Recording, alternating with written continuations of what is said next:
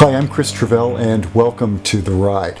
This week, the Wall Street Journal published an article on the electric vehicle market in North America.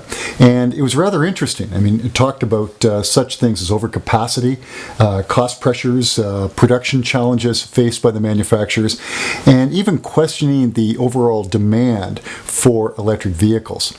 So I started thinking, what about the demand? Is there a demand for electric vehicles in the United States?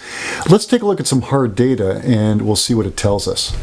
What I did was look at data from our new vehicle customer study, which is over 118,000 Americans in this particular case. And by month, we can see that the percentage of customers who definitely or probably would consider an electric vehicle hovers around the 20% mark. Some months are higher, some are lower, but that 20% is there, and because of that, it's certainly not a small number. So what does this tell us?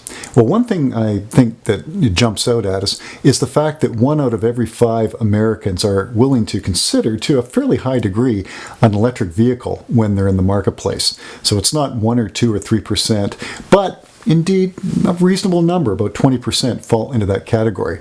Now, as we know, pricing, of course, still remains a challenge for this technology, and that's got to come down in order to increase the likelihood of market acceptance. In reality, going forward, it will probably be a variety of fuels, be it compressed natural gas or other forms of fuel, and various powertrains that will propel the vehicles of the future. So certainly it's an interesting time. I hope you found this interesting, and thank you again for joining us today on The Ride.